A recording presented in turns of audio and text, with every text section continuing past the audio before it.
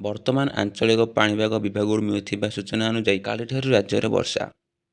ତ ଖବରଟି ଜାଣିବା ପୂର୍ବରୁ ଆପଣ ଆମ ଚ୍ୟାନେଲକୁ ନୂଆ କି ଆସିଥିଲେ ଚ୍ୟାନେଲକୁ ସବସ୍କ୍ରାଇବ୍ କରି ବେଲ୍ ଆଇକନକୁ ଅନ୍ କରନ୍ତୁ, ଯାହାଦ୍ୱାରା ଯେତେବେଳେ ବି ପାଣିପାଗ ଲାଟେଷ୍ଟ ଖବର ଆପଣଙ୍କ ପାଖରେ ସର୍ବପ୍ରଥମେ ପହଞ୍ଚିବ। ଚାଲନ୍ତୁ ଡେରି ନକରି ଖବର ଉପରେ ନଜର ପକାଇବା। 2 ଦିନର ପ୍ରବଳ ତାତି ପରେ ରାଜ୍ୟରେ ବଦଳିଲା ପାଗ। ଉପକୂଳ ଓ ଅଭ୍ୟନ୍ତରୀଣ ଓଡ଼ିଶାରେ ଆକାଶ ମେଘୁଆ ରହିବା ସହିତ ହାଲୁକା କୁହୁଡ଼ି ଦେଖିବାକୁ ମିଳିଛି। ମେଘୁଆ ପାଗ ପ୍ରଭାବରେ ଗତକାଲି ରାତିର ତାପମାତ୍ରା 2 ଡିଗ୍ରୀ ପର୍ଯ୍ୟନ୍ତ କମିଛି।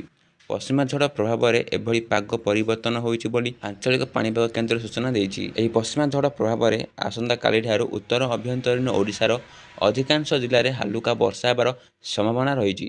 ଆସନ୍ତାକାଲି ସୁନ୍ଦରଗଡ଼, ଝାରସୁଗୁଡ଼ା, ବରଗଡ଼ ଏବଂ ନୂଆପଡ଼ା ଜିଲ୍ଲାରେ ହାଲୁକା ବର୍ଷା ହୋଇପାରେ। 11 ତାରିଖରେ ବର୍ଷାର ପରିମାଣ ଓ ବିସ୍ତୃତି ବଢ଼ିବ। ସେହିପରି ଯାଜପୁର, ଭଦ୍ରକ, ବାଲେଶ୍ୱର, ଅନୁଗୁଳ, ଢେଙ୍କାନାଳ ଓ କେନ୍ଦୁଝର ସମେତ ପଶ୍ଚିମ ଓଡ଼ିଶାର 14ଟି ଜିଲ୍ଲାରେ ବର୍ଷା ନେଇ ସତର୍କତା ଜାରି କରାଯାଇଛି।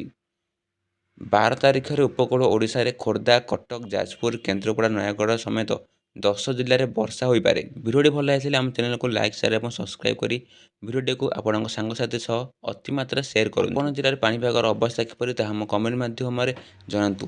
ଜୟ ଜଗନ୍ନାଥ।